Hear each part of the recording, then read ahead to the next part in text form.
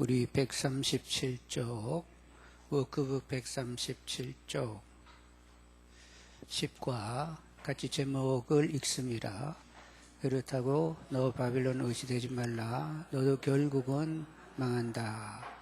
범인은 에레미야, 다니엘, 에스겔인데 이 다니엘, 에스겔은 포로로 끌려가 있는 사람들이죠.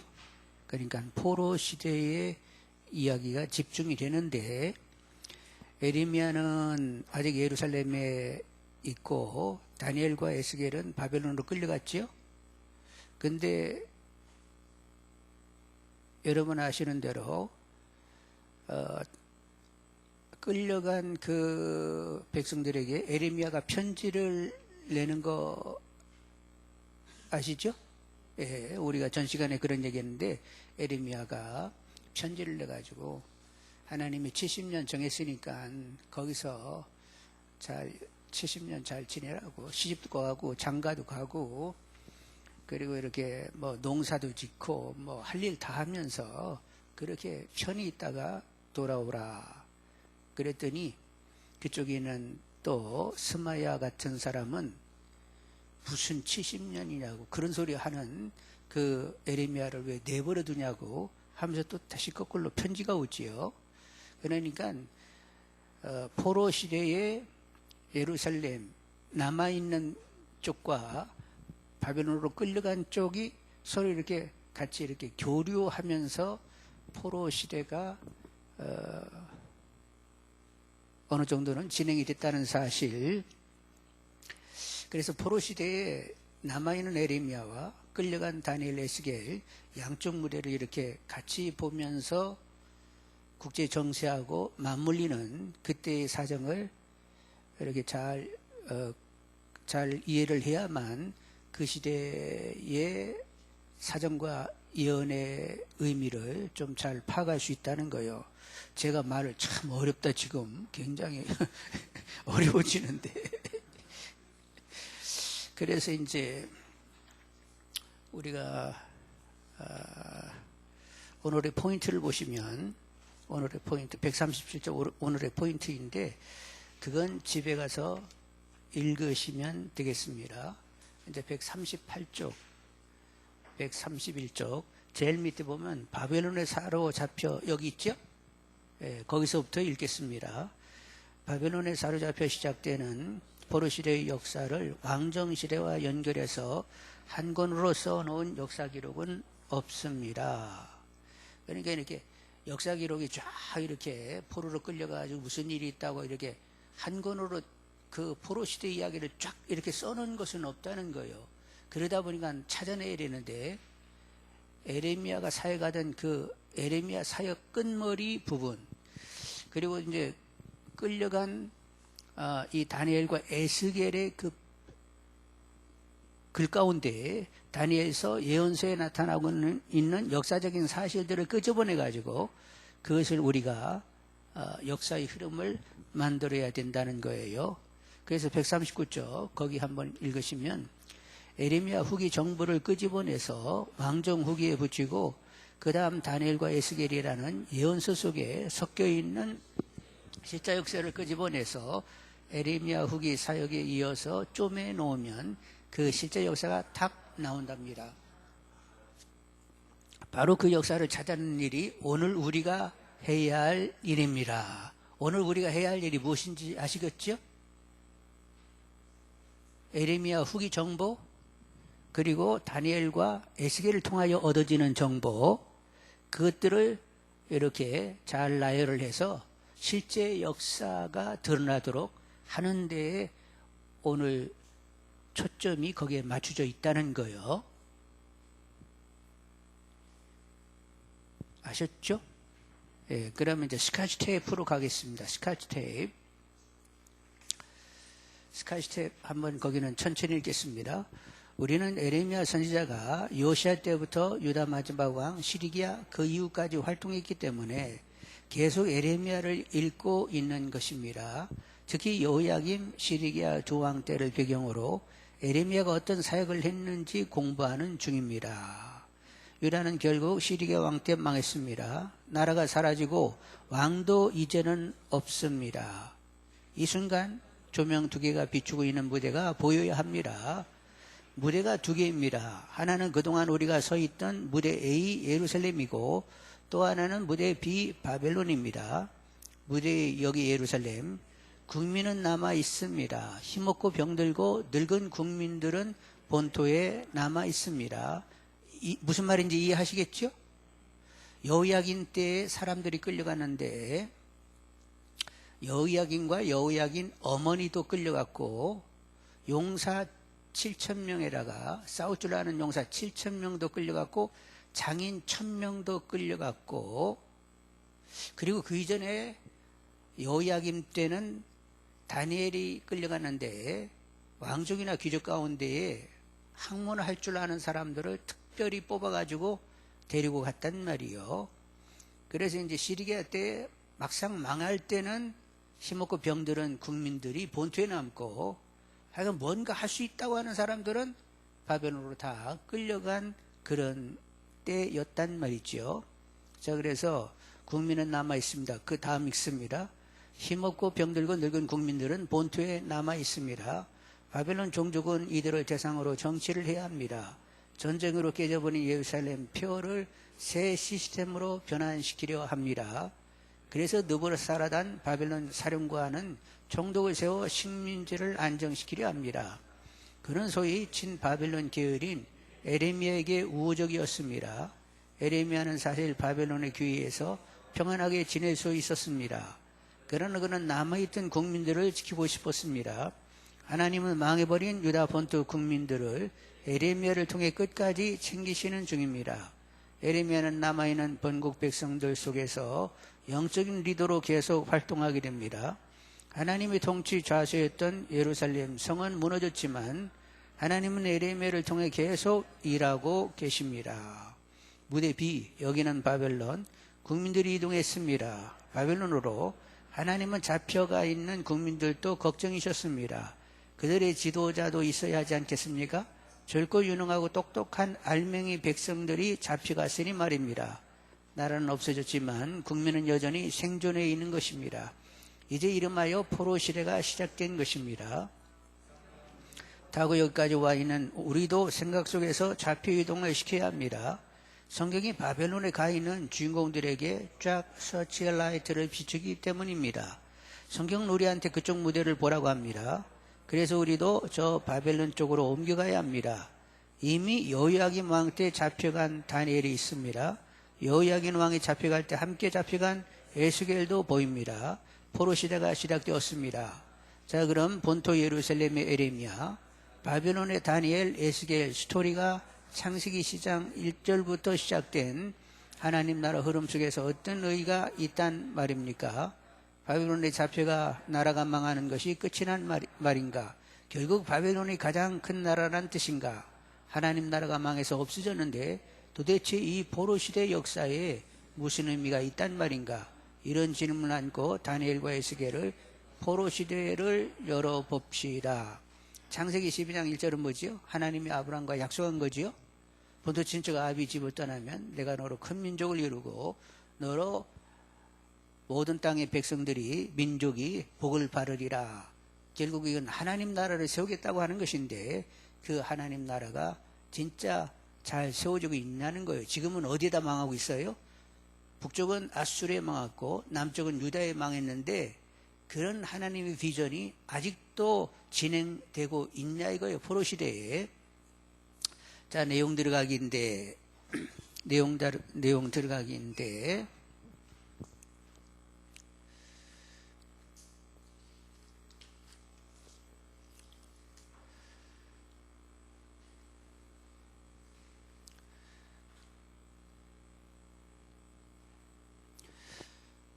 자, 여기 보시면 이렇게 빨간 글씨로 빨간 색깔로 칠했는데 그 중에 이제 에레미야라는 인물을 우리가 신경 써야 되는데 에레미야는 요시야 때부터 사역을 했지요. 에레미야가 죽었을 때 요시야가 죽었을 때 요시야가 언제 죽었지요? 바벨론과 애굽이 갈그미스 전투 1차 전쟁 때에 이제 바로누고 애굽의 바로누고가 올라가니까 요시아가 막은 적이 있었거든요. 아수르가 다시 재건하게 되면 여러 가지 성가시니까 못 올라간다고 애굽을 막았어요. 그래가지고 요시아가 죽었단 말이죠. 그때 에레미야가 애가를 썼다는 것 여러분 아시죠? 그러니까 요시아 때부터 에레미야는 사역을 했는데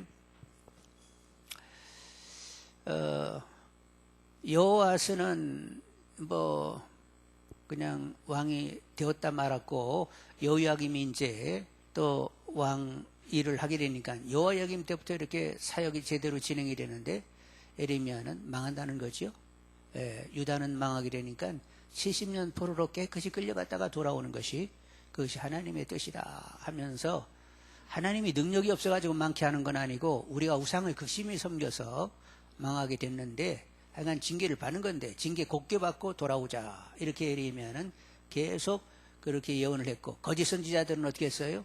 아니 하나님이 사랑했는데 무슨 뭐 망하긴 왜 망해? 그리고 그냥 상황이 이렇게 안 좋으니까 2년 정도 끌려갔다 오는 거지 뭐 이렇게 막 거짓 이렇게 선지자들이 있는데 에레미야는 그냥 죽었다 깨도 그냥 70년 내내 말씀을 그렇게 전했단 말이요. 그런데 이제 다니엘과 에스겔이 거기 있죠. 근데 다니엘은 언제 끌려갔다고? 여호야김 때 끌려갔습니다. 그리고 에스겔은 언제 끌려갔어요? 여호야긴 때 끌려갔습니다. 그래서 그들은 이제 저쪽 가서 하나님의 살아계심을 보이고 또 백성들에게 하나님의 예언의 말씀을 전하면서 그들을 돌보고 있었던 거지요.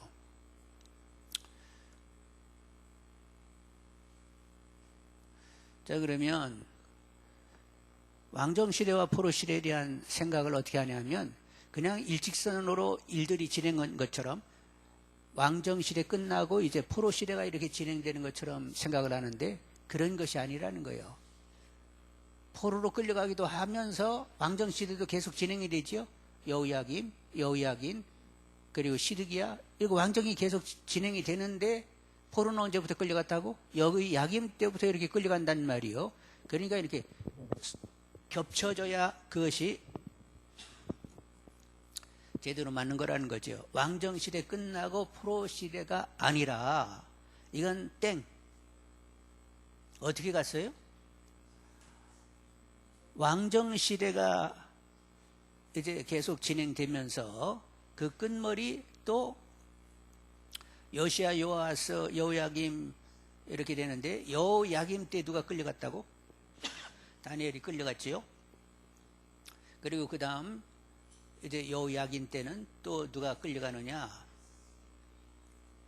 여호야긴 때는 에스겔이 끌려가게 되지요. 그래서 이제 무대가 두 개가 됐는데 남은 쪽에서는 에레미야를 통하여 하나님이 말씀하셨고 끌려간 쪽에서는 누구를 통해서 말씀했어요? 에스겔을 통하여 말씀하십니다. 다니엘도 무슨 이렇게 이제 예언을 하긴 하지만 일단 다니엘이 하는 일은 하나님이 역사의 주인이 되신다는 사실을 확실하게 그 바벨론 왕들에게 보여주는 일을 다니엘은 주로 해요. 신상 사건을 해석해 준다든가 벨시살의 나무꿈을 해석해 준다든가 그래서 역사의 주인은 하나님이시다라는 것을 그들에게 이렇게 확연하게 보여주고 실질적인 그 포로 시대의 백성들을 향한 예언은 에스겔을 통하여 대부분 말씀하셨습니다. 이렇게 하여간 겹쳐간다는 것을 아시기를 원합니다. 다음에 또 뭐가 있나? 시드기야 때에 하여간 망하게 되죠. 그래서 이렇게 겹쳐 있다는 거 여러분 보시면 되겠어요. 자, 그러면 내용 들어가기 1번 보겠습니다. 무대의 예루살렘과 무대비 바벨론을 동시에 볼 줄 알아야 된다. 여기 여호야김 때 일어난 중요한 일들, 여호야김 때 일어난 일인데, 자, 여호야김 왕 때 일어난 일들, 거기 양가로 1번 보겠습니다. 여호야김 1차 1년 1차 갈그미스 전투, 이건 609년이 있었는데 여호야김 1년 제1차 갈그미스 전투,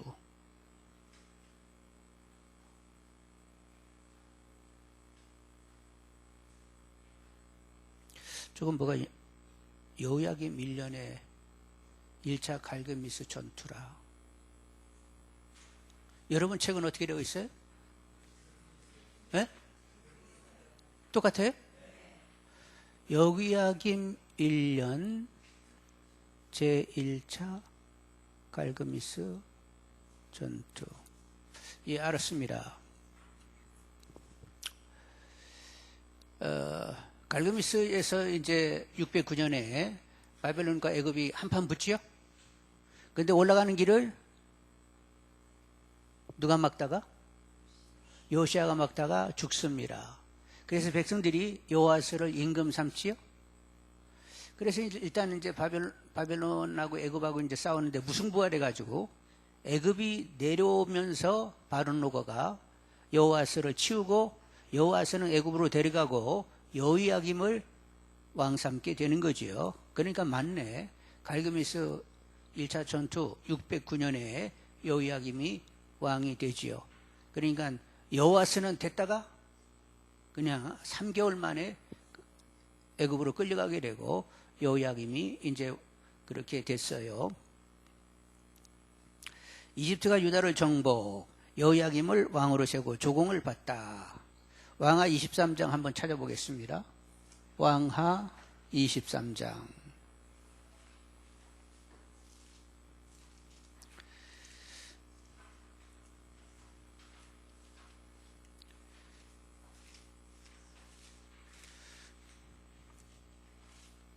(35절)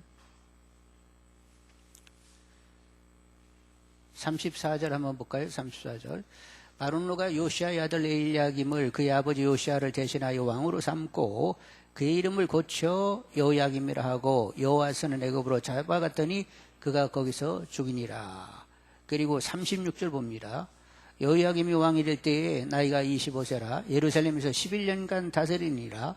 그의 어머니 이름은 스비다라 루마 부다야의 딸이더라. 예, 이렇게 해가지고 여호야김이 이제 왕이 됐습니다. 양가로 2번 보겠습니다. 양가로 2번. 여호야김 4년, 3년이 지난 후에, 자, 동글레미 1번. 바벨론이 이집트, 유다를 정복. 여호야김은 이번에 바벨론에게 조공을 바친다. 거기 열왕기하 24장 보셨죠? 1절 한번 보겠습니다. 1절. 여호야김 시대에 바벨론 왕 느부갓셋날이 올라오며 여기까지 이제 그 후하고 여기서 이제 차이가 지는데 1절 반 앞부분 여호야김 시대에 바벨론 왕 느부갓네살이 올라오며 이때는 이제 2차 갈그미스 전투를 얘기하는 거예요. 609년에 갈그미스 1차 전투에서 무승부, 또 605년 2차 갈그미스 전투에서 바벨론이 승. 그래서 이제 바벨론이 이렇게 애굽을 쫓아가지고 내려오게 되었지요. 그래서 거기 동글레미 1번, 이번에는 바벨론에게 조공을 바치도록 했습니다. 자, 2번 보겠어요. 다니엘은 포로로 잡혀간다. 자, 이렇게 2차 갈그미스 전투가 끝나서 바벨론이 이렇게 쳐 내려오면서 여호야김에게 앞으로 나를 잘 눈치 있게 섬겨야 돼. 알았어요. 그래요? 그러면 이제 알았다. 그리고 왕족과 귀족의 자제 가운데 다니엘과 세 친구는 끌려가게 됩니다. 그리고 이제 3번 보겠어요. 동글레미 3번. 하박국도 활동함. 이제 하박국도 이 여호야김 때 이제 활동을 하게 되는데 이 하박국 선지자가 하나님께 무슨 얘기를 하는 거예요? 아니 갈대아 사람들에게 우리가 망한다고 하면 이 바벨론이 갈대아 사람들인데 우리가 갈대아 사람들에게 우리가 망하게 되는데 우리보다도 그 사람들은 우상을 극심히 섬기고 우리보다 더 나쁜 놈인데 나쁜 놈에 의해서 우리가 이렇게 망하게 돼요? 이건 뭐 공의롭지 않은데요. 하나님께 이렇게 얘기를 했단 말이에요. 하박국이. 이 녀석아 내가 막대기로 그걸 막대기 삼아가지고 유다를 치는 거지. 그리고 그들도 결국은 어떻게 된다는 거예요? 갈대아 사람도 그들도 결국 심판의 대상이 되는 거야. 그리고 의인은 오직 믿음으로 사는 거예요. 그러니까 따다부다 하지 말고 너는 네 생각 가지고 하지 말고 하나님의 시각으로 모든 역사적인 정황을 보면서 이해하도록 해라. 그래가지고 하박국이 이제 낮은 데 다닌다고 해서 높은 곳을 다닌다고 했어요. 나도 사슴처럼 높은 곳을 다니겠다고 그렇게 고백하게 되는데, 이 여호야김 때 하박국이 예언을 하게 됐다는 거예요. 거기 또 동글라미 4번 보겠습니다. 여호야김 4~5년경에 느부갓네살 신상 사건으로 다니엘이 급부상한다. 다니엘이 이제 여호야김 1년에 끌려갔죠? 1년에 끌려갔는데 1년에 끌려가서 3년 동안 거기서 이제 배움이 있죠? 그때 무슨 일이 있었어요? 나는 왕이 우리에게 준, 느부갓네살 왕이 준 그 음식을 못 먹겠다고. 우상에게 드렸다가 내려온 음식인데 우리가 어떻게 먹냐고. 그러니까 제안을 하는데, 우리들 그냥 채식해가지고, 우리 당분간 먹어가지고, 고기 먹은 애들하고 우리하고 이렇게 비교해가지고, 우리 얼굴이 더 좋으면 그냥 우리는 채식하게 만들어주세요 하면서 그런 제안을 했던 것이 3년이었죠? 그렇게 이제 3년이 지나고 꿈을 꾼 거예요, 느부갓네살 왕이. 그러면 이제 정확한 건 아니지만 이 왕족 귀족의 자제들이 끌려갔으니까 이때 다니엘과 세 친구 나이가 대충 얼마나 됐을 것이냐 이렇게 얘기하는데, 다니엘 나이는 17살 정도 됐을 것이다 이렇게 얘기하는 거예요. 그러면 17살에 끌려가지고 3년 지나면 20살이 되었고, 그리고 느부갓네살 치세 2년에 신상 꿈을 꿉니다. 그러면 20살 됐다, 한 21, 둘 정도 됐을 때에 이 다니엘 신상을 이렇게 꿈을 해석해 주지요. 그래서 술사들의 머리가 돼버리지? 그게 몇 살에 그렇게 됐다는 거예요? 21, 둘 정도에 그렇게 됐다는 거예요. 이야, 21, 둘이면 지금 누구 얼굴이요? 누구 얼굴인 거요? 은경이 얼굴이요? 여자 얼굴이긴 하지만 하여간 은경이 또래가 그 모든 수사의 장이 된 거요. 아니, 그렇지? 그러구나. 그러니까 대충 다니엘이 무슨 수사의 장이 됐다고 하니까 막 한 50줄 이렇게 생각하지 말고, 하여간 막 21, 2살 된 그 나이에 술사의 장이 된 거예요. 대단하죠? 자, 그러면 반가로 2번 보겠습니다. 시드기야 왕 때 일어난 중요한 일들인데, 이제 시드기야 왕 때 이제 망하는데, 여러분 여호야긴이 이렇게 끌려가지요? 여호야긴은 여호야김의 아들이었습니다. 그 왜 이렇게 여호야긴이 또 끌려갔더라? 여호야김이 바벨론을 이렇게 섬기다가, 근데 그 주변이 늘 이렇게 친애굽 정서가 있어요. 민족들이 바벨론은 멀리 떨어져 있고 이렇게 애굽이 이렇게 가깝고, 우리가 역사적인 이렇게 정황을 보게 되면 되게 팔레스타인 지역에 있는 사람들이 기근이 있고 이렇게 이러고 하면 어디로 다들 내려가요? 애굽에 내려갔다 올라오고 애굽에 내려갔다 오고 이러면서 이렇게 상당히 친애굽적인 정서가 있다 보니까 바벨론을 섬긴다고 하면서도 뒤에만 있으면 어디로 돌아가 버려? 이렇게 자꾸 애굽으로 돌아가는 거예요. 그래서 여호야김도 바벨론 섬긴다다가 애굽으로 돌아가가지고 그 주변에 있는 친바벨론 민족들의 군사를 동원해가지고 여호야김을 죽게 했거든요. 그래서 이제 그의 아들 여호야긴이 이렇게 왕이 됐는데, 근데 또 친애굽적이니까 그때는 느부갓네살이 직접 와가지고 여호야긴과 에스겔과 그리고 1만 명의 사람들을 다 끌고 갔어요. 그러면서 이제 여호야긴 끌고 가면서 여호야긴의 숙부 시드기야를 왕 삼게 되었던 거지요. 근데 이렇게 보게 되면 요 시드기야하고 여호아스, 요시아의 아들로 처음 왕 됐던 여호아스하고 이 시드기야는 배가 같습니다. 왜냐하면 이렇게 성경을 읽다 보니까 그의 어머니 누구, 그의 어머니 누구 이렇게 되어 있거든요. 그래서 여호야김의 어머니하고 다른 두 형제하고는 배가 달라요. 그런데 이렇게 아이고 왜 이렇게 말이 어려워. 예? 저기 거시기 요아스하고 시드기야하고는 어머니가 같다는 것을 이렇게 성경을 이렇게 자세히 보면 그의 어머니 누구 하는데 어머니가 갔단 말이지요. 아하, 그래서 이 양반들은 배가 갔구나 이렇게 확인할 수 있었어요.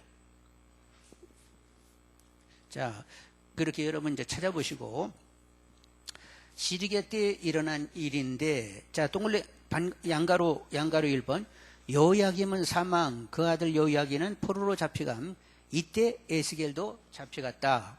그리고 다음 페이지 보겠습니다. 양가로 2번, 에레미야는 바벨론으로 잡혀가 있는 왕족들과 포로 리더들에게 편지를 보내서 잘 정착하라고 함, 70년은 기다려야 한다는 편지를 공적으로 써보냄. 무대 A와 무대 B가 교류하고 있는 중 바벨론 거류 민단의 스마야는 에레미야를 잡아주기라고 압력을 넣고 있음.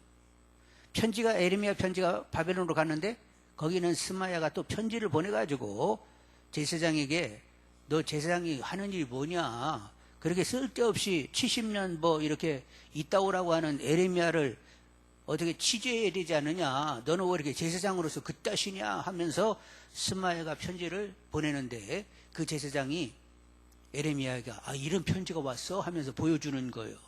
그래가지고 에레미야가 그 스마야는 거짓 선지자라고, 하나님이 시키지도 않았는데 지가 잘나가지고 막 저렇게 떠드는데 하나님께서 그의 가족을 완전히 멸절하게 될 거라고 이렇게 에레미야가 얘기한단 말이죠. 또 3번 보겠습니다. 3번, 예루살렘에서는 반베벨론 나라들이 연합회의를 하는 등, 반바벨론 나라들이 연합회의를 하는 등 반바벨론 운동이 심하게 일어남. 이때 예레미야는 바벨론의 승리로 끝날 것이라고 행동 예언을 함.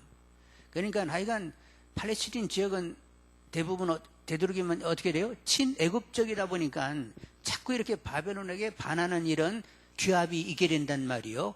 그래서 그런 규합을 하고 있는데 에레미야가 어떻게 예언을 해요?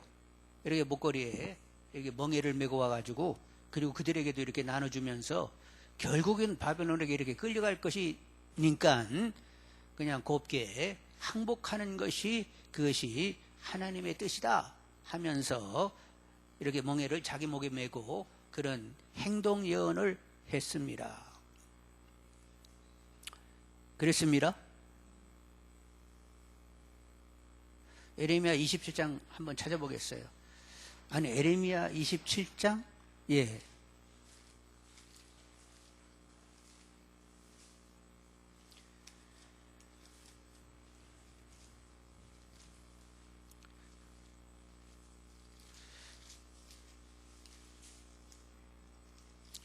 에레미야 27장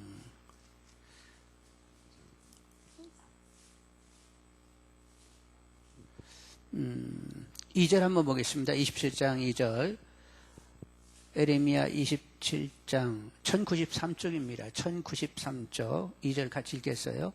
여호와께서 이와 같이 내게 말씀하시되 너는 줄과 멍에를 만들어 내 목에 걸고, 일단 자기 목에 걸어야지요. 그리고 8절 보겠습니다. 8절. 여호와의 말씀이니라 바벨론 왕 느부갓네살을 섬기지 아니하면 그 목으로 바벨론의 왕의 멍에를 매지 아니하는 백성과 나라는 내가 그들에게 멸망하기까지 칼과 기근과 전염병으로 그 민족을 벌하리라. 이러면서 이렇게 멍에를 자기가 직접 먼저 두르고 그런 예언을 냈어요. 자, 이제 그 밑에 4번 보겠습니다. 이즈음 에스겔은 바벨론에서 유다의 미래가 어떻게 될 것인지 환상을 통해 예언하는 중, 포로로 잡혀가 있는 사람들 중 리더격인 장로들이 에스겔에게 찾아와 예언을 해달라고 함. 이쪽 바벨론에서는 장로들이 누구를 찾아와요? 에스겔을 찾아와가지고 앞으로 어떻게 될 것인가를 계속 묻고 있습니다. 그래서 에스겔 4장 한번 보겠습니다. 에스겔 4장, 에레미야 뒤쪽으로 있는데,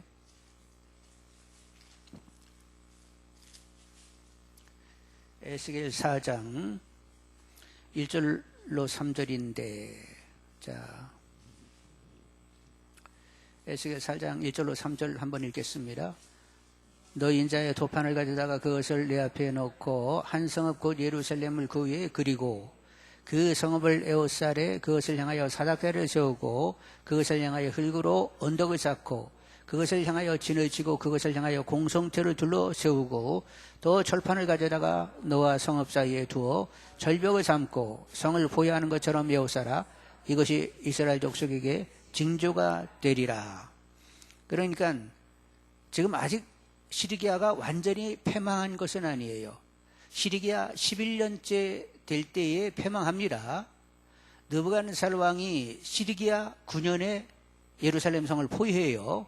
그리고 계속 포위한 상태로 있다가 11년째 이제 망하게 되는데, 그런 사정이 진행되기 이전에 장로들은 와가지고 묻는 거예요. 에스겔한테 앞으로 어떻게 될 거냐고. 그랬더니 토판을 가져다 놓고 예루살렘 성을 그리고 사닥다리 뭐 이렇게 하고 에워싸고 결국은 망하게 된다는 것을 예언하고 있지요. 그러니까 무대 예루살렘, 무대 바벨론 이렇게 왔다 갔다 하면서 여러분이 이렇게 그 시기를 잘 보셔야 돼요.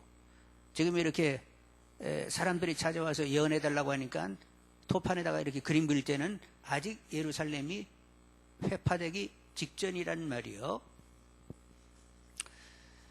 예루살렘 포위됨 예언, 예루살렘이 아직은 무너지지 않았지만 앞으로 무너지고 망할 수밖에 없는 이유에 대해서 보여주심, 예루살렘 성전 안에서 이루어지는 이방 종교의식을 환상으로 보여주시면서 설명해 주심. 지금 이제 에스겔은 바벨론에 있는데 하나님께서 이렇게 환상 중에 예루살렘으로 싹 옮겨 놓으시는 거예요. 예루살렘 성전에. 그래서 성전에 가가지고 이방 저방을 이렇게 다 보여주시는데 방방마다 그냥 각종 우상들이 있는 거예요. 문화세 때 그런 짓 많이 있죠?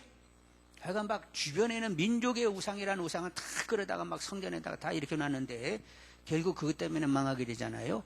그래서 있기는 바벨론에 있는데 꿈을 꿨다고 하면 어디로 옮겨 놓으셔 하나님이? 예루살렘 성전으로 옮겨가지고 쫙 보여주신다는 말이요. 그렇게 에스겔은 그런 걸 보면서 예언을 했어요. 자, 5번 보겠습니다. 예루살렘 멸망 직전 즈음. 동글레미 1번. 계속해서 시드기야는 이집트와 결탁해서 바벨론에 반응함. 한때 바벨론의 포위가 풀어지고 이집트가 세력을 얻기도 함. 잠깐 동안 이제 이집트가 이렇게 바벨론에게 이렇게 덤벼드는 일이 있어가지고 포위가 풀리는 일은 잠깐 있기도 했습니다. 자, 동글레미 2번. 이 상황에 에레미야는 웅덩이에 갇힘. 시드기야는 여전히 불안해서 에레미야를 찾아다니며 예언해내라고 함. 바벨론에서는 에스겔을 찾아다니며 장로들이 하나님 뭐라고 말씀하시느냐 물어보는 것과 똑같은 상황이 연출됨. 이제 시드기야는 막 그냥 70년 얘기하잖아요. 그런데 거짓 선지자들은 무슨 70년 해가면서 막 안 망한다, 망해도 2년이다 뭐 이래가면서 왔다 갔다 하는데, 그런데 이 시드기야 왕은 그래도 주변에 이제 이 신하들 때문에 막 웅덩이에 가두기도 하고 그냥 실의 뜰에다 가두기도 하면서 살짝 찾아가지고 어떻게 되는 거예요? 하고 자꾸 물어보는 거예요. 그런데 어떻게 되기는 어떻게 되냐고, 하여간 바벨론이 이렇게 망한다고 막 여일하게 얘기를 하는 거예요. 자, 양가로 6번 보겠습니다. 드디어 예루살렘 멸망. 무대에서는 포위망이 뚫리고 바벨론은 예루살렘을 함락시킴. 무대 비에서도 에스겔이 예루살렘 멸망의 날을 다루고 있음. 하여간 다 멸망된다고들 얘기하면서 결국 멸망이 되는 거죠. 에레미야 한번 보겠습니다. 에레미야 39장 1, 2절을 보겠습니다.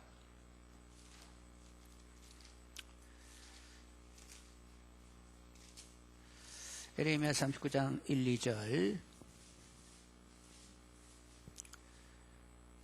에레미야 39장 1, 2절. 1116쪽 같이 있습니다. 유다의 시드기야 왕의 제9년 열째 달에 바벨론 느부갓네살 왕과 그의 모든 군대가 와서 예루살렘을 에워싸고 치더니 시드기야 제11년 넷째 달 아홉째 날에 성이 함락되니라. 예루살렘이 함락되매 9년에 에워싸고 11년째에 함락이 됐습니다. 그래서 6, 7절 보면 바벨론 왕이 림나에서 시리기아의 눈앞에서 그의 아들을 죽였고 왕이 또 유다의 모든 귀족을 죽였으며 왕이 또 시리기아의 눈을 빼게 하고 바벨론으로 옮기려고 사슬로 결박하였더라. 이렇게 이제 망하게 됐죠. 그러니까 에레미야는 역사적인 사실도 써주면서 어떤 예언이 있었다, 어떤 환상을 보았다, 이렇게 사실도 기록하고 또 이렇게 환상 본 얘기도 같이 쓰여 있죠. 이사의 글도 어떻게 되어 있어요? 중간에 36장에서 39장 사이에는 히스기야의 일, 뭐 발병이 나가지고 살려주세요 해가지고 결국에는 하나님이 살려줬다, 이런 역사적인 기록도 있지만 앞뒤로는 계속 하나님의 심판도 있다는 얘기도 하고 회복도 있다고 하는 얘기를 하잖아요. 그래서 에레미야에도 이런 역사적인 사실들이 있기 때문에 다니엘 안에도 이렇게 역사적인 사실이 있으니까 그렇게 에레미야, 다니엘, 에스겔의 역사적인 사실을 다 끄집어내게 되면 그 포로 시대의 역사를 그래도 이렇게 엮어낼 수 있다는 거예요. 그런 얘기를 처음부터 했었죠. 거기에 주안을 하라고. 자, 이제 7번 보겠습니다. 7번. 예루살렘과 이집트에 일어나는 멸망, 그 후의 사건. 이제 유다가 망하게 됐는데 시리기아는 이제 결국은 끌려가서 죽습니다. 그래가지고 이제 거기에 총독이 임명이 되는데 그달랴라고 하는 사람이 이제 총독이 되잖아요. 그런데 그를 이스마엘이라고 하는 사람들이 친 이집트파인 이스마엘에 의해서 이 그달랴가 죽임을 당하게 돼요. 그러게 되니까 그달랴의 신하였던 요하난이 아무래도 이제 바벨론에게 어려움을 당하게 되니까 사람들을 다 끌고 어디로 가요? 애굽으로 갑니다. 그랬을 때 에레미야는 가라고 해서 가지 말라고 했어요. 가지 말라고. 여기 그냥 남아있으면 오히려 하나님께서 바벨론에게 어려움 당하지 않고 잘 지낼 수 있도록 하나님 보호하지만 애굽으로 내려가게 되면 결국 애굽에 가가지고 어려움을 당하게 된다. 왜냐하면 바벨론이 어디까지 친다고요? 시리기아를 친 것처럼 애굽도 치게 되면 그때 애굽에 끌려가는 사람들, 너희들은 결코 도움이 되지 않는다. 그러니까 하나님의 뜻이 그러니까 여기 남아 있으라고 그랬어요. 그랬더니 사람들이 남아 있었겠어요? 어떻게 했어요? 이 에레미야까지 끌고 그냥 애굽으로 내려가가지고 결국 에레미야는 애굽에서 생을 끝내게 되는 거죠. 자, 그러면 이런 이제 우리가 대충 유다에 망할 그 즈음하고 그리고 또 이제 바벨론에 끌려가가지고 또 어떻게 사역이 일어났는지 이렇게 조금 이렇게 좀 가닥을 잡아놨습니다. 이제 다음에는 다니엘과 그리고 에스겔을 공부하면서 조금 더 정확하게 들어가도록 하겠습니다. 10분 쉬시겠어요?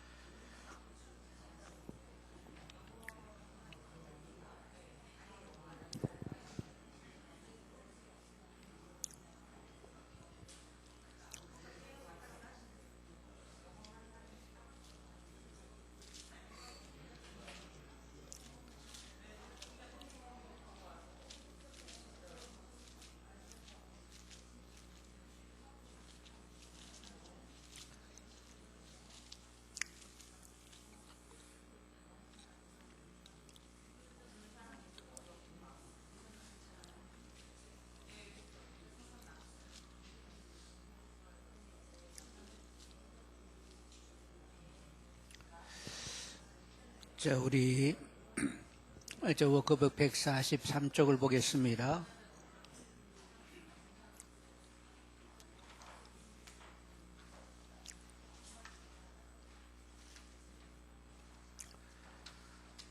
워크북 143쪽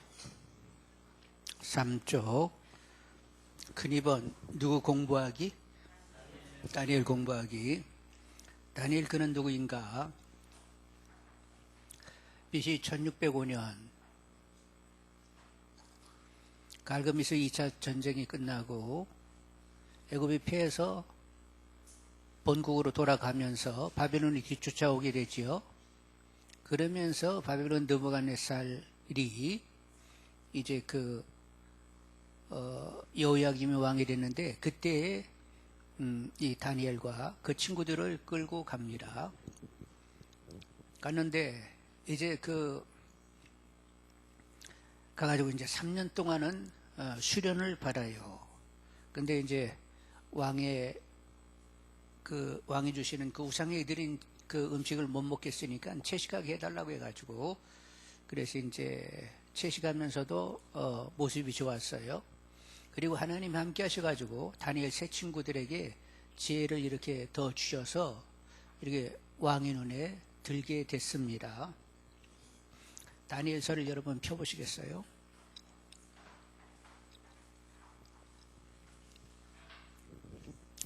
다니엘서 구약 1230쪽인데 구약 1230쪽 다니엘 1장 1절을 같이 읽겠습니다.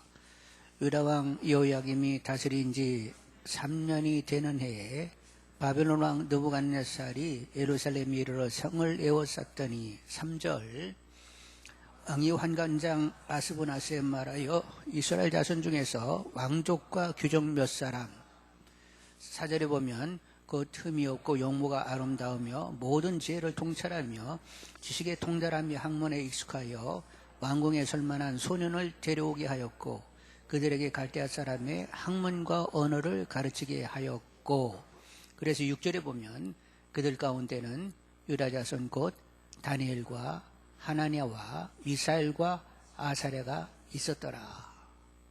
근데 7절에 환관장이 그들의 이름을 고쳐 다니엘을 벨드사살이라 하고 하나냐는 사드락이라 하고 미사엘은 메삭이라 하고 아사랴는 아벤노고라 하였더라. 이제 그 밑에 이제 음식 얘기가 나오고 어떻게 됐든지 간에 이렇게 채식하면서도 다들 모습이 좋았어요. 15절 보니까 며칠 후에 열흘 후에 그들의 얼굴이 더욱 아름답고 살이 더욱 윤택하여 왕의 음식을 먹는 다른 소년들보다 더 좋아 보인지라. 17절 보겠습니다.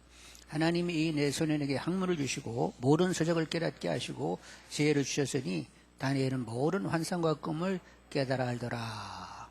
그래가지고 이제 왕에게 이쁨을 받게 됐습니다. 20절 보시면 왕이 그들에게 모든 일을 묻는 중에 그 지혜와 총명이 온 나라 박수와 술객보다 몇 배나 나왔어요? 10배. 10배나 더 나왔어요. 여러분 10배 계산할 수 있어요? 이렇게 성경에는 7자하고 10자는 만수입니다. 만수.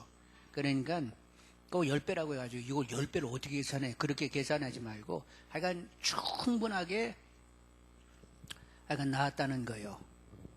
근데 다니엘은 21절에 보니까 다니엘은 고레스 몇 년까지 있었다? 원년까지. 이 고레스는 지금은 이제 바벨론이잖아요.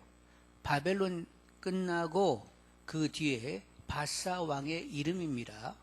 그러니까 바벨론 지나 바사 왕 그때까지도 계속 인정받는 이런 사람이었던 거지요. 자, 2장에 보면 느부갓네살이 이렇게 꿈을 꿉니다. 근데 1절에 보니까 느부갓네살이 다스린 지 2년이 되는 해.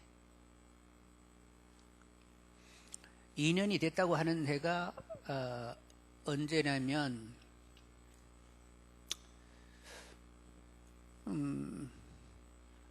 느부갓네살 아버지가 나부콜라살인데 사실 나부콜라살이 직접 이렇게 전쟁에 나가기보다도 오히려 느부갓네살이 전쟁에 나가서 싸우는 경우들이 많았어요.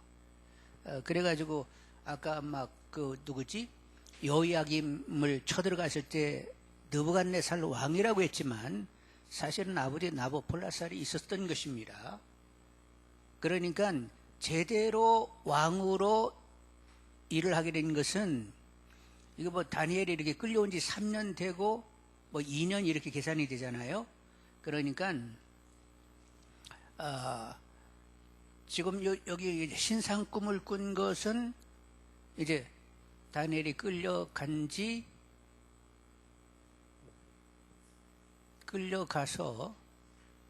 3년 지났잖아요.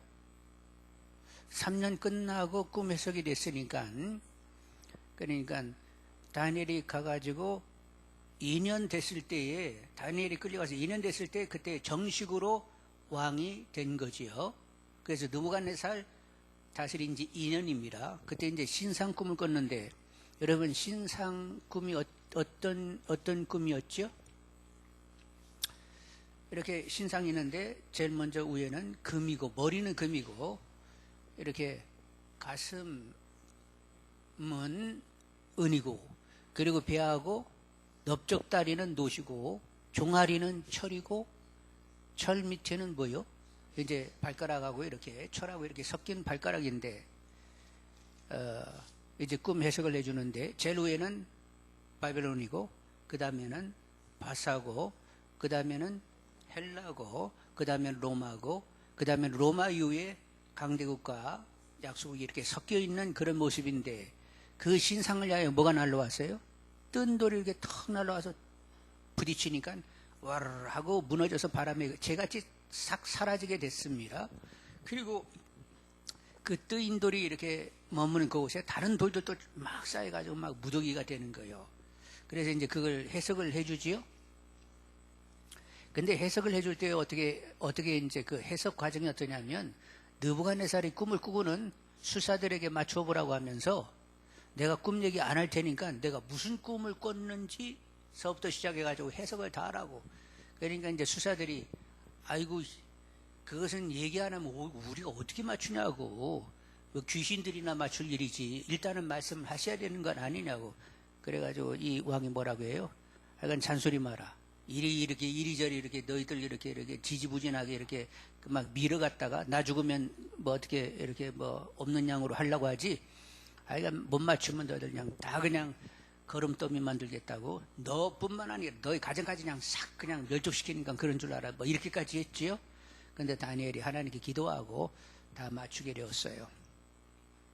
맞추면서 마지막 모든 제국들은 다 사라지게 되고 하나님의 나라만 영원할 것이라고. 그랬더니 그 느부갓네살이 다니엘 앞에 엎어졌다 안 엎어졌다? 야, 너네 하나님이 진짜 신이다 하고 엎어지게 되었어요. 그리고 총리시켰죠? 그러면 20한 서너 살에 총리가 된 거예요. 아, 정말로 은경이 다시 한번 봐야겠다. 아니 그 나이에 총리가 됐다. 이건 보통 일이 아니라니까요. 그래서 이제 2장이 그렇게 되어 있고 다니엘은 높아지게 되었습니다. 그리고 다니엘의 새 친구들도 지방장관이 다 됐어요. 그리고 이제 4장에 가시면 4장에 가기 전에 새 친구가 풀무 속에 들어갔다 왔죠? 예. 금심상을 만들어 놓고는 여기 엎어져 절을 하지 않은 사람은 풀무를 던진다고 했는데 이게 다니엘 새 친구가 이렇게 그 절을 하지 않은 것을 보고는 고발하게 되었고 결국에는 던져지게 되었죠. 그런데 3명이 들어갔는데 몇 명이에요? 4명이잖아요. 도대체 어떻게 된 거야? 그래서 또 한 번 느부갓네살이 정말로 이 다니엘의 새 친구 하나님이 진짜 신인 것을 다시 한번 인정하게 되었던 거지요. 그리고 이제 4장에 가면 느부갓네살 왕이 두 번째 꿈을 꿨다고 했습니다. 두 번째 꿈. 근데 느부갓네살이 꿈을 꿨어요? 아닌데. 예, 맞습니다. 아니? 예, 맞아요. 근데 이제 느부갓네살이 꿈을 꿨는데 큰 나무가 막 하늘 끝까지 올라가는 거예요. 그 나무에 곁들여 가지고 막 새들이고 짐승이고 그냥 모든 것이 붙어 사는 거예요. 그런데 하늘에서 순찰자가 내려와 가지고는 그걸 밑둥을 뚝 잘라 버렸어. 그리고 그것을 구루터기를 광야로 이렇게 막 사슬에 묶어 가지고 가져가 버렸어요. 그래가지고 이게 또 무슨 꿈인가 해가지고 이제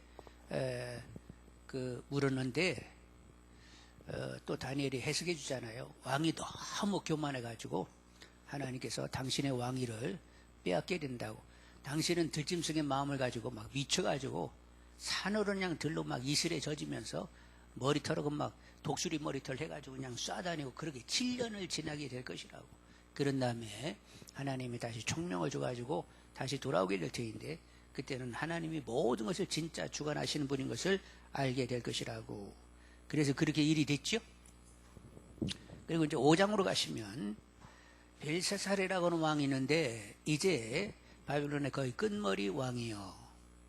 근데 이제 그가 이렇게 1000명의 그 귀족들하고 이렇게 이제 술을 먹는데 술잔을 뭐 가지고 술을 마셨다고? 예루살렘 성전에서 가져온 하나님께 드리는 그 기물 가지고 술을 마셨거든요. 그랬더니 갑자기 이렇게 회벽에 막 글이 쓰여 있는 거예요. 그래가지고 이제 또 해석을 해야 되는데 해석들을 못 하잖아요. 이거 도대체 막 덜덜덜덜. 근데 그게 무서웠던 것 같아요. 벨사살 막 두 무릎이 치도록 이렇게 덜덜거리고 있었는데 거기에 이제 왕비가 여기는 하나님의 신들의 지혜를 얻는 그 선왕 때부터 있었던 그 다니엘에게 물으시면 될 것 아니냐고. 그래서 이제 오라고 해가지고 물었더니 뭐라고 해요? 결국 메네메네 대겔 우르바신인데 메네메네 어떻게 됐다? 끝난다 대겔은 부족함이 있다. 우 바르신 우는 접속사입니다. 그러므로 바르신 나누이게 된다. 결국에는 멸망하게 된다는 그런 당신 교만해가지고 이제 끝장났고 부족해가지고 당신은 멸망하게 된다. 그래가지고 어떻게 멸망했대요? 30절에 보니까 5장 30절 보겠습니다. 5장 30절. 그날 밤에 갈대왕 벨사살이 죽임을 당하였고 메렛 사람 다리오가 나라를 얻었는데 그때 다리오는 62세였더라. 그래가지고 바벨론이 망하게 되었어요. 그러면서 이제 메대의 다리오라는 사람이 이렇게 왕이 되는데 바사의 고레스하고는 어떤 관계냐면 메대의 이 다리오 왕이 바사의 고레스에게 딸을 줬어. 그러니까 사유하고 장인 사이가 되는 거지요. 그래가지고 이제 다리오가 뭐 이렇게 오래도록 이렇게 다스리지는 않습니다. 고레스가 이제 전쟁에 아까는 나부콜라살 때는 느부갓네살이 그 아들이 막 싸우러 다녔다고 하면 다리오 때는 사위 이 고레스가 싸우러 다니고 다리오가 이렇게 메대 바사가 이렇게 연합돼 가지고 나라를 다스리고 있었는데 결국 이제 고레스에게 결국 왕권이 넘어가게 되는 거지요. 그러면 지금 바벨론 시대인데 이스라엘 유다 백성들이 지금 바벨론을 포로로 끌려왔지요. 그래서 이제 바벨론이 최고의 권세를 가지고 있는데 그들에게 하나님이 꿈을 꾸게 하고 다니엘을 통하여 그걸 해석해 주는 가운데 진짜 모든 세계를 주장하시는 분은 누구인 것을 그들에게 알려주고 있는 거예요. 하나님이 모든 것을 주장하고 있음을 알려주고 있다는 거예요. 하나님이 세계를 다 이렇게 막 제패해가지고 내가 하나님이다 이렇게 가르쳐 주시는 것이 아니라 그렇게 당신의 백성이 끌려간 그 땅에서 하나님은 그렇게 귀하게 당신이 진정 왕이신 것을 그렇게 밝히고 있다는 말이에요. 그래서 여러분 우리의 어떤 상식적으로 뭐 이렇게 세계가 다 다스려진 다음에 내가 하나님이다 이렇게 하시는 분이 아니라 하나님을 막 몰라라는 그런 곳에도 당신의 사람을 선지자를 세우든지 이런 예언자들을 세워가지고 아니면 이렇게 탁월하게 하나님의 신의 감동을 받는 사람들을 세워서 하나님이 하나님 되심, 하나님 모든 것을 다스리는 것을 인정해낼 수 있도록 그렇게 역사하실 수 있는 분이 하나님이시라는 거예요. 아합의 시대에 발과 아사랴를 막 열심히 섬길 때도 누구를 보내신다고? 엘리야를 보내가지고 발과 아사랴 선지자들과 붙어가지고 이기게 하시면서 하나님이 진정 참 하나님인 것을 당신이 그렇게 증거해 내셨단 말이죠. 그러니까 막 암울한 이런 시대에도 하나님 나라가 끝장났다라고 이렇게 여기는 그때로 하나님 여전히 당신이 하나님인 것을 증명해낸다 못한다? 유다 백성들이 끌려가는 것은 뭐 때문에 끌려가는 거예요? 하나님의 능력이 부족해서 그런 거예요. 그것들이 막 우상을 극심히 섬겨서 한 대 때리니라고 데려다 놓은 거예요? 예, 한 대 친이라고 데려다 놓은 것뿐이지 하나님의 능력이 없는 분이 아니라는 거예요. 그러니까 한 대 딱 때려놓고는 또 어떻게? 다시 회복을 도모하세요. 그래서 끌려갔다가 다시 돌아오는 그런 과정을 통해서도 하나님은 의로우신 분이다. 당신의 백성을 끝까지 챙기는 분이다 하는 것을 알려주시게 되고, 그리고 신상의 그런 해석처럼 모든 제국들은 결국은 다 없어지는 게 되는 거예요. 아수르도, 바벨론도, 바사도, 헬라도, 로마도, 세상 나라는 다 없어지게 되면 주님이 재림하신 그때는 새하늘과 새 땅이 이루어지는 하나님 나라만 영원히 남게 된다는 거예요. 그런데 그렇게 하나님 새하늘 새 땅이 이루어진다는 얘기를 그 즈음에 얘기하는 거 이사야를 통해서도 얘기한 거예요. 이사야 선지자도 새하늘 새 땅 얘기했지요. 그리고 중간에 대속주가 오신다는 것도 다 예언하지요. 처녀가 아들을 낳을 것이라고 막 예언들 하지요. 베들레헴에서 태어날 것을 얘기하잖아요. 이렇게 끊임없는 수많은 예언의 성취로 주님이 오시게 된 거예요. 그러니까 성경을 계속 들여다봐야 하나님이 그 예언의 성취 가운데서 일을 진행하는 것을 이렇게 계속 확인돼야 믿음이 팍 들어오지요. 그러면 전체적인 인류 역사 가운데 하나님이 어떤 분인가를 이렇게 볼 수 있단 말이에요. 그렇게 하나님이 점점 그렇게 크게 다가오게 되면 그 하나님이 내 안에 오셨다고 여길 때 나는 도대체 어떤 사람인 거요? 우리 말하지 말자고. 하여간 여러분 계속 성경 전체를 통하여 창세 때로부터 주님이 오시는 그날까지 이미 예언을 쫙 하시면서 지금 계속 일이 이렇게 성취로 이렇게 진행이 가고 있단 말이죠. 그 하나님이 여러분을 택하셔서 당신의 자녀 삼고 하나님이 나의 모든 자산이 되셨어요. 그 하나님과 나와의 상관에서 내가 그렇게 하나님이 나의 모든 거 되셨다라고 하면 나는 어떻게 살아야 되는 거지? 계속 질문하는 분들이 되시기를 원합니다. 그러니까 하나님께 나 어떻게 살아야 돼요? 자꾸 질문하시고 그분께서 답 주시고 변화 주신 따라 변화받는 분들이 다 되시기를 원합니다. 자, 거기 2번 보겠습니다. 아니, 우리가 어디까지 왔다가 이렇게 또 돌아가려고 하지요? 자, 6장 보면 다리오 왕 때에 이제 이게 총리가 돼가지고 다리오 왕 때도 이미 이제 메데 바사로 이렇게 넘어가고 있습니다. 메데 바사 연합된 이런 나라의 다리오 때인데 이때 총리로 있었어요. 그런데 이제 다른 이들이 보니까 이거 유다에서 온 친구가 이렇게 총리를 하고 있으니까 시기가 나가지고 그리고 어떻게 하면 이 다니엘을 제거할까 생각했는데 늘 예루살렘 성전을 향하여 기도를 하는 거요. 창을 열어놓고. 그렇지. 그래가지고 왕외에 다른 신에게 이렇게 기도하는 자가 있으면 사자굴에 던지자고 어인을 찍으시면 어떡하냐고 그랬더니 아무 생각 없이 다리오가 딱 찍고 나니까 이것들이 누구 죽이려고 이렇게 일을 꾸민 거예요? 다니엘을 죽이려고 꾸몄구나 했는데 어인을 찍고 나서는 자기도 어떻게 할 수가 없었어요. 그래가지고 이제 결국 던졌는데 새벽에 가가지고 뭐라고 했어요? 다니엘아 너 살아있냐? 하고 막 한숨도 못 잤어.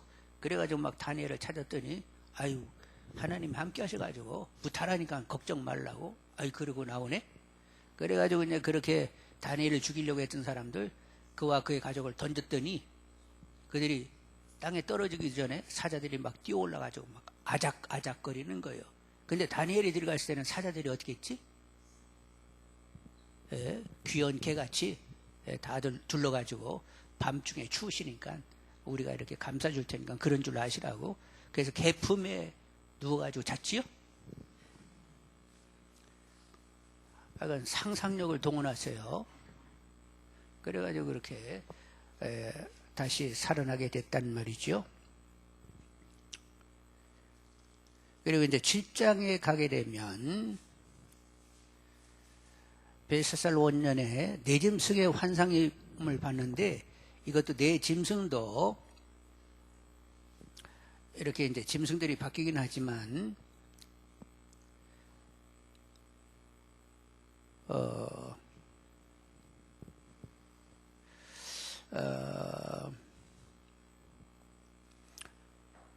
제국들이 이렇게 변화돼 가는 그런 일련의 일들을 또 예언했어요. 이게 이제 겹치기인데, 아까 금신상이라고 하면 여기는 이제 네 짐승을 이야기하면서 바벨론 제국, 그 다음에 바사, 헬라, 로마 이런 제국의 변화를 짐승으로 표하게 됩니다. 그리고 이제 그리고 네 번째 짐승 가운데는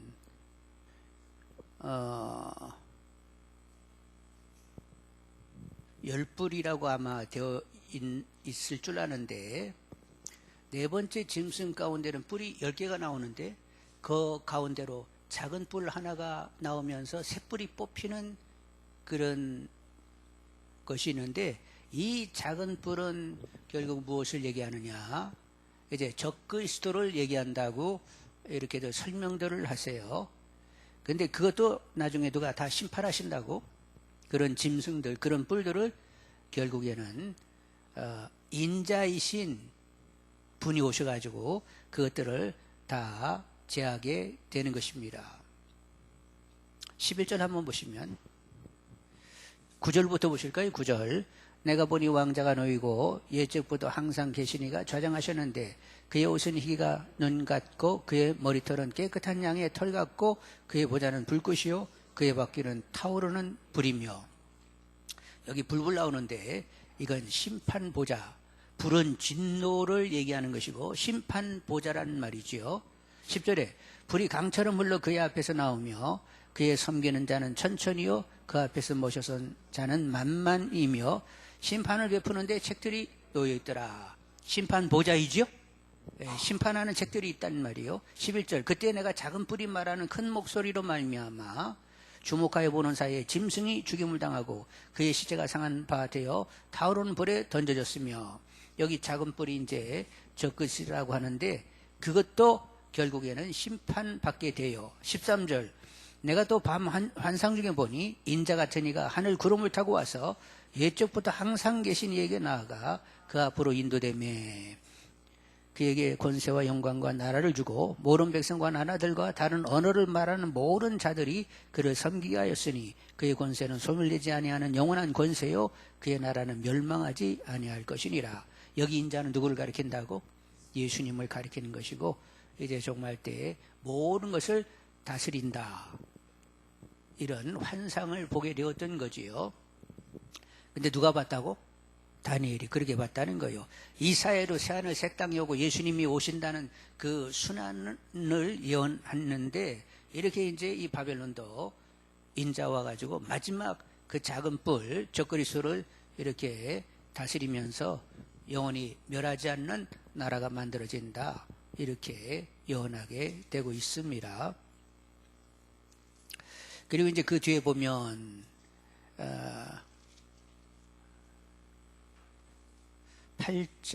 8장인데 순양과 순념소의 이야기가 있는데, 순양과 순념소는 바사와 헬라의 이야기가 되는 것이고, 거기도 이렇게 가다 보면 또 거기도 작은 뿔 얘기가 9절에 작은 뿔이 있습니다. 이제 작은 이 뿔은 뭐를 얘기하느냐? 헬라 제국이 이제 알렉산더가 죽은 다음에 나라가 네 쪽으로 갈라졌다가 나중에는 이제 두 개가 남아요.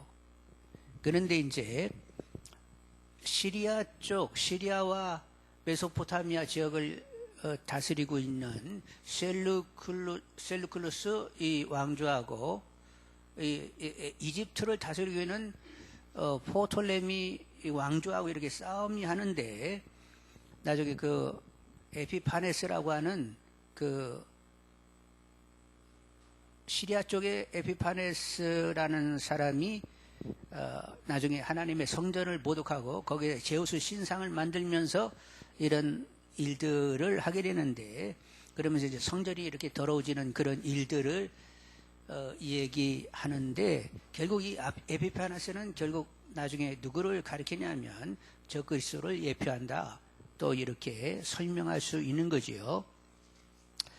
그러면서 이제 환상에 보면 그 남쪽 그 이집트를 장악하고 있는 그 프톨레미오하고 저 위에 셀루클루스 왕조 사이에 얼마나 그렇게 싸움이 심각하게 막 되는지 아주 자세하게 또 이렇게 예언을 해놓고 있어요.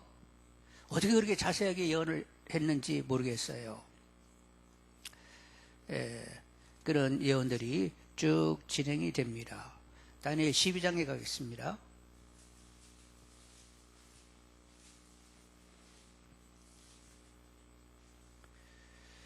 1절 한번 보겠습니다.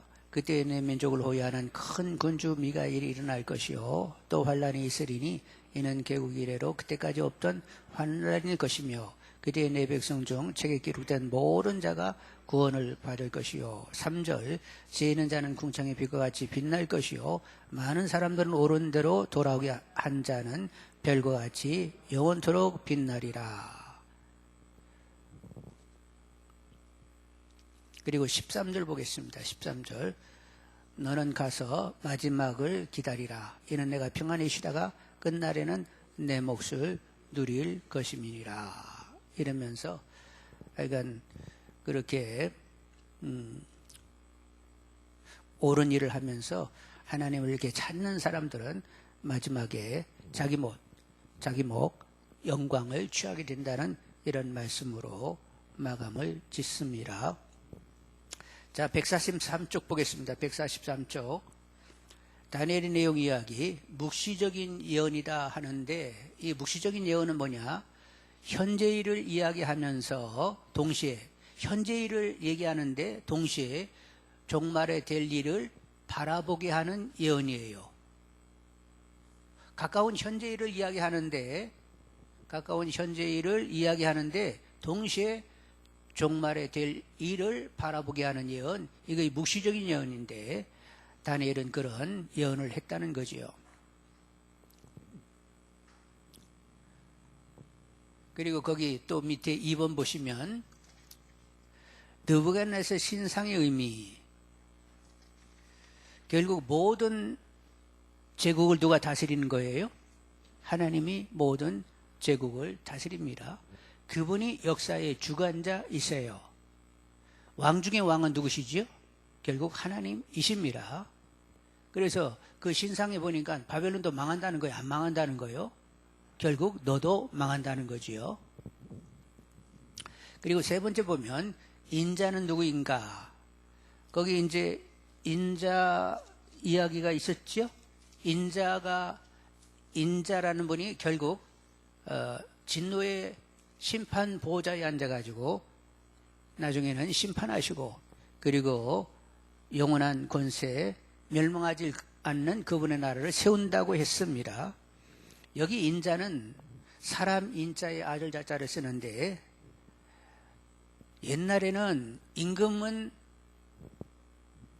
누구를 대신해요? 하늘의 신을 대신한다고 생각을 했어요.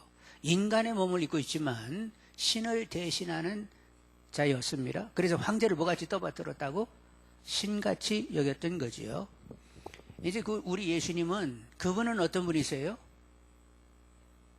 하나님이세요. 당신이 하나님이신데 사람의 모양을 입고 이 땅에 태어나시게 됐지요?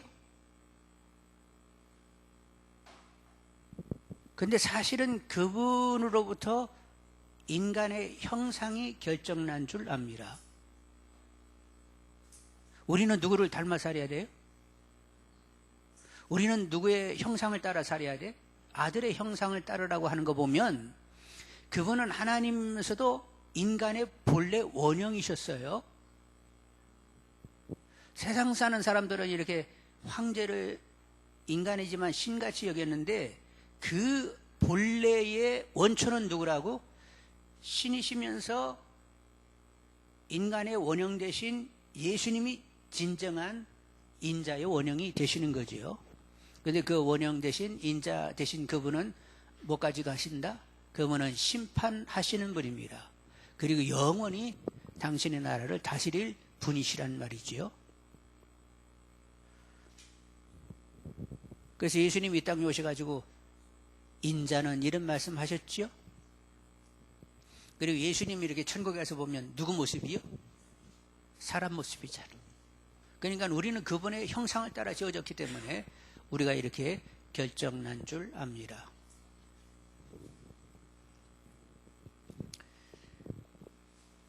다음에 에스겔로 가겠습니다. 144쪽. 에스겔을 보셔야 되겠는데, 에스겔 1장을 보시겠습니다.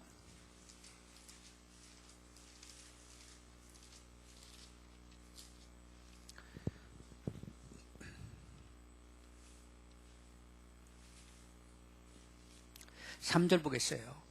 에스겔 1장 3절. 갈대아 땅 그발 강가에서 여호와의 말씀이 부시 아들 누구?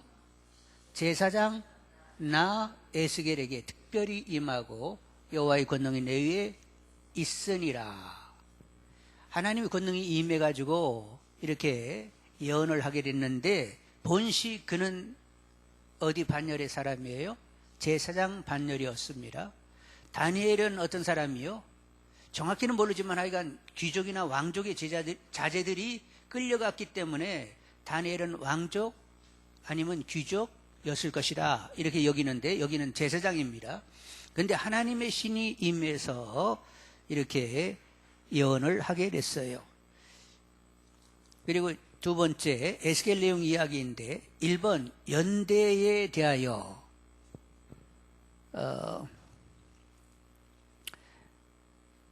근데 이제 여기 이렇게 에스겔을 보면 연대들이 계속 나오거든요. 2절 한번 보겠습니다. 1장 2절. 요야긴 왕이 사로잡힌 지 5년 그 달 초 닷새. 그래서 이제 에스겔은 계속 횟수를 계산할 때 요야긴 나가고 끌려간 그때로부터 몇 년 이렇게 자꾸 이렇게 기록을 해놨어요. 그러니까 이렇게 이제 그 횟수를 가지고 앞뒤 사건이 어떻게 일어났는지를 확인하시면 좋겠어요. 자, 양가로 2번. 핵심은 성전이 뭐 했다고? 무너졌다. 이렇게 이제 에스겔이 환상 가운데 그발강가에 있다가 환상 가운데는 어디로 와 있어요? 예루살렘 성전으로 와 있는 거예요. 왔다 갔다 하면서 이제 많은 그런 이제 환상들을 보게 되는데 예루살렘 성전에 와 봤더니 뭐가 많더라고? 우상이 극심해가지고 결국 무너졌구나라는 것을 확인시켜 주셨단 말이요. 핵심은 성전의 무너집니다. 하나님은 그렇게 심판하시는 분인데 세 번째 보겠습니다. 또한 핵심은 뭐요? 성전의 재건이라. 이제 우리가 이렇게 33장 이후에 가게 되면 이렇게 다림줄을 가지고 있는 사람이 측량을 하기를 시작을 해요. 그것은 뭐요? 언제 회파됐지? 시리기아 때에 회파됐습니다. 예루살렘 성도 무너졌고 성벽도 무너졌고 귀족의 집들은 다 불태워져 가지고 완전히 황폐해져 버렸어요. 시리기아 때 멸망당할 때 그냥 싹 황폐돼 버렸다니까. 그런데 에스겔이 이제 환상 가운데 그걸 다시 보는 거예요. 성전이 어떻게 지어질지를 보게 되는 것입니다. 한번 40장 보시겠어요?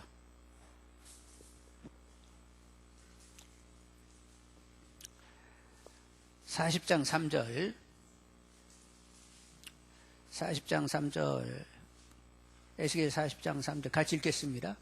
나를 데리시고 거기에 이르시니 모양이 녹같이 빛난 사람 하나가 손에 삼줄과 측량하는 장대를 가지고 문에 서 있더니 그러면서 이제 그 다음에 이렇게 계속 측량하는데 동쪽을 향한 문 바깥들 뭐 북쪽 향한 문 남쪽 그리고 안뜰 뭐 이렇게 쭉 가잖아요. 41장에 보면 또 뭐가 있어요? 성소와 지성소와 골방들 이렇게 측량을 딱딱딱딱 하는데 그 측량은 앞으로 재건할 성전을 이렇게 측량하고 있었던 거예요. 그러니까 이 에스겔의 핵심은 우상 때문에 망했는데 하나님은 다시 성전을 재건하신다, 이런 내용으로 써 있습니다. 그래서 양가로 3번 또한 핵심은 성전의 재건이라. 그래서 끝머리 무엇인다? 결국은 구원하신다. 양가로 4번 보겠습니다. 성전 재건 예언의 의의가 뭐냐? 새 언약을 세우심. 하나님 앞으로 이제 성전을 세우시긴 세우는데, 성전을 세우게 되면 기본 우리가 이제 성전하면 어떻게 해요? 하나님이 자기 백성을 다스리러 오시는 처소이다, 이렇게 생각을 하죠. 하나님이 자기 백성을 다스리러 오는 처소이다. 그런데 이제 에스겔은 조금 이제 색다른 부분이 이렇게 첨가가 되는데, 하나님이 다스리는 백성, 하나님이 다스리면 하나님의 통치에 순종을 해야 되겠죠? 근데 스스로 순종을 지금까지 잘 했어요, 못했어요? 순종을 못했기 때문에 순종하도록 만드신다는 거예요. 어떻게? 새 신, 새 마음을 너에게 넣어 굳은 마음 제하고 부드러운 마음 되어 주의 율례를 쫓는 친백성이 되게 하겠다. 그렇게 만들어 놓으면서 내가 너희들을 다스리겠다. 그렇게 다스리기 위하여 성전을 다시 재건하는 것이다 하면서, 그 백성은 어떤 백성이요? 하나님의 신이 임한 백성을 만들면서 다스리겠다는 거예요. 그래서 에스겔은 이렇게 또 다른 놀라운 성령의 역사를 이야기하게 됩니다. 에스겔 11장을 보겠습니다. 에스겔 11장.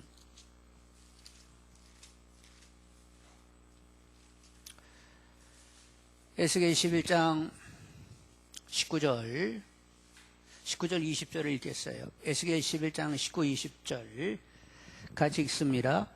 내가 그에게 한 마음을 주고 그 속에 새 영을 주며 금에서 돌 같은 마음을 제거하고 살처럼 부드러운 마음을 주어 내 율례를 따르며 내 규를 지켜 행하게 하리니 그들은 내 백성이 되고 나는 그들의 하나님이 되리라.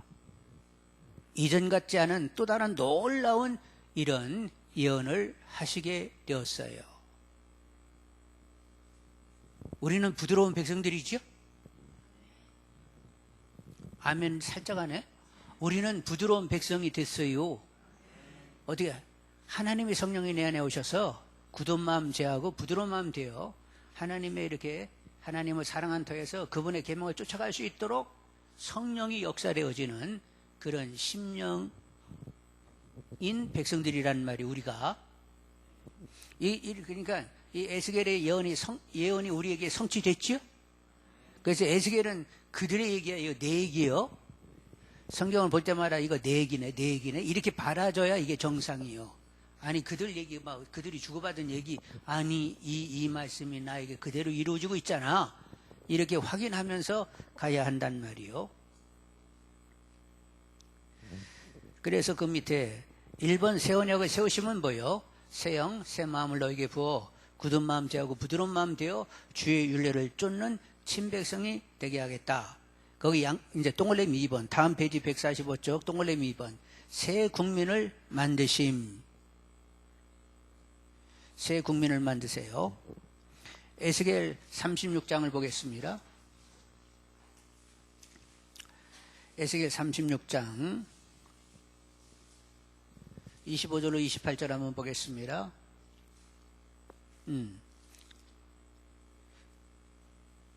그 위에서부터 더 읽을까요? 23절서부터 읽겠습니다. 23절에서 28절 같이 읽습니다.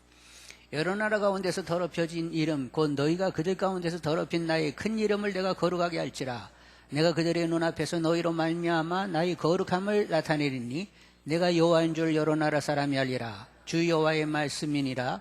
내가 너희를 여러 나라 가운데서 인도하여 내고 여러 민족 가운데서 모아 데리고 고국 땅에 돌아가서 맑은 물을 너희에게 뿌려서 너희로 정결하게 하되 곧 너희 모든 더러운 것에서와 모든 우상 숭배와 너희를 정결하게 할 것이며 또 새 영을 너희 속에 두고 새 마음을 너희에게 주되 너희 육신에서 굳은 마음을 제거하고 부드러운 마음을 줄 것이며 또 내 영을 너희 속에 두어 너희로 내 율례를 행하게 하리니 너희가 내 규례를 지켜 행할지라. 내가 너희 조상들에게 준 땅에서 너희가 거주하면서 내 백성이 되고 나는 너희 하나님이 되리라. 이렇게 새 백성을 만든다고 하는데, 자, 고토로 이렇게 돌아가게 하는데 누구 이름으로 하여? 당신의 더럽혀진 이름으로 하여 고토로 돌아오게 한다는 거예요.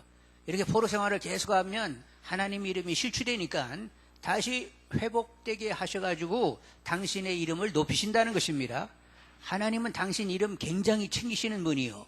그래서 예수님께서 기도할 때 뭐라고 기도하라고 했지? 하늘에 계신 우리 아버지 이름이 거룩히 여김 받으시오며, 첫 번째 기도의 제목을 이렇게 주실 만큼 하나님은 당신의 이름을 챙기시는 분이라는 말이요.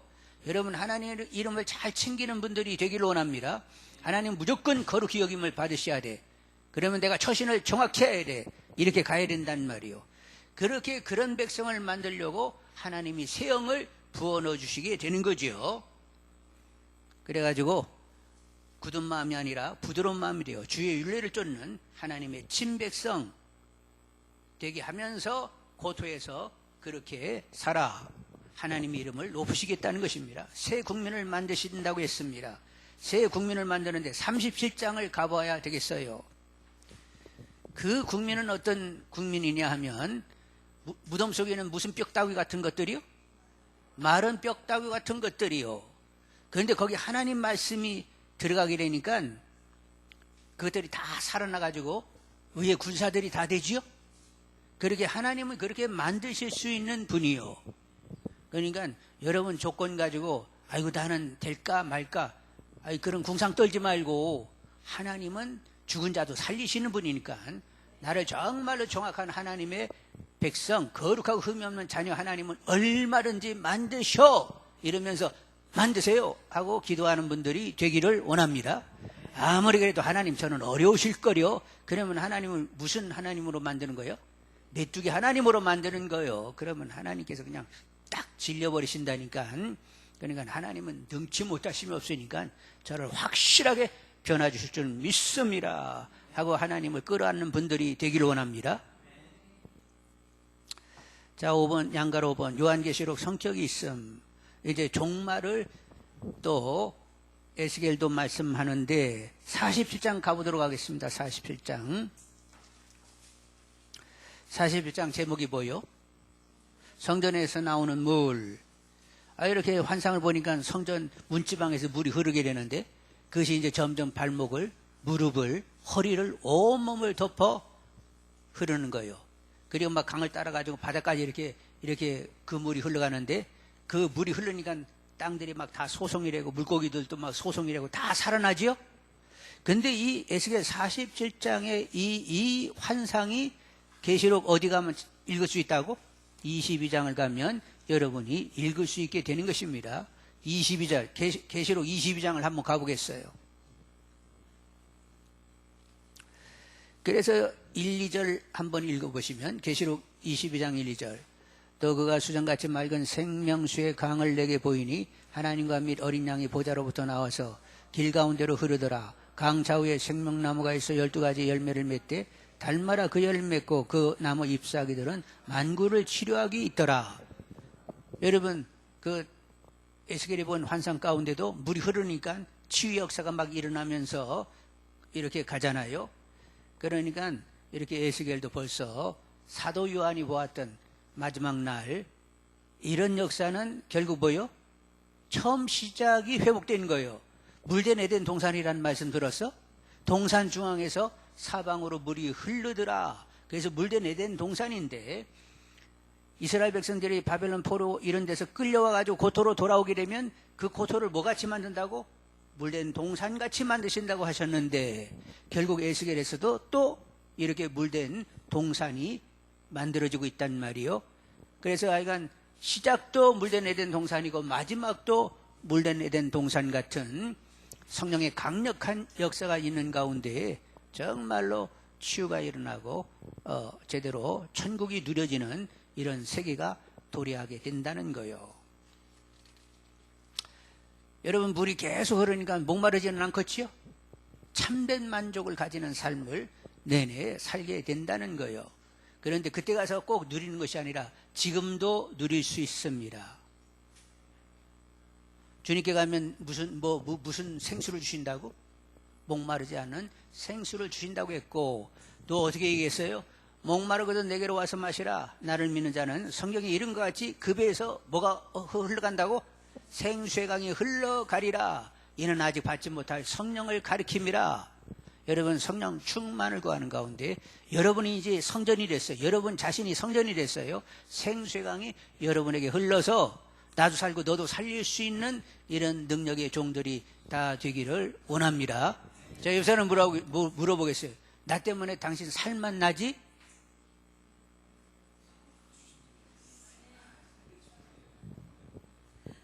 그리고 또 얘기하겠어요. 답이 무엇인 줄 알아? 성령의 생수가 흘러서 그런겨. 이렇게 답을 줄 수 있는 사람들이 되어야 된단 말이요. 자, 그러면 다 같이 함께 읽어봅시다. 마무리를 보겠습니다. 마무리. 아이고, 9시가 8분이니까 이것도 다 읽으면 또 여러분 너무 힘들어 죽을 것 같아가지고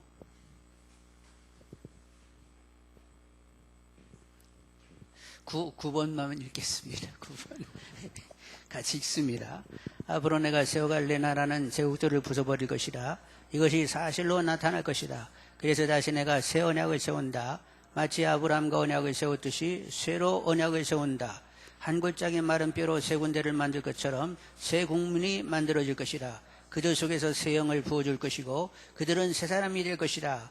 그리고 그들은 통치할 새 왕이 일어날 것인데 그 이름은 인자이라. 그리고 그 왕이 들어가서 통치할 궁전이 세워질 것이다. 그래서 다니엘, 에스겔 다음에 나오는 이야기는 뭐요? 성전 재건일 수밖에 없습니다.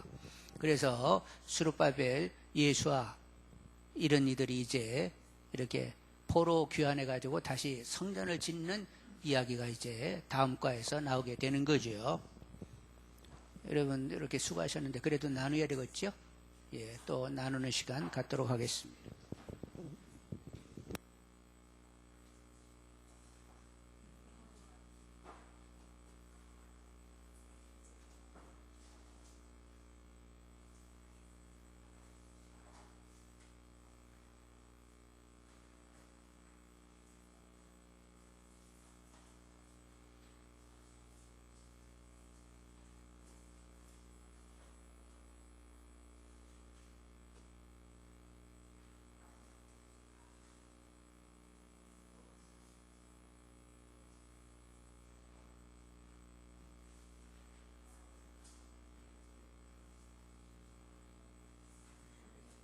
됐습니다.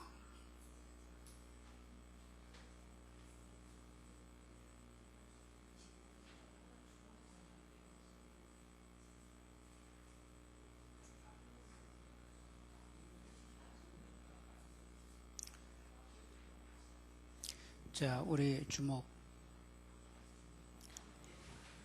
경희 씨, 그래? 고선 옥.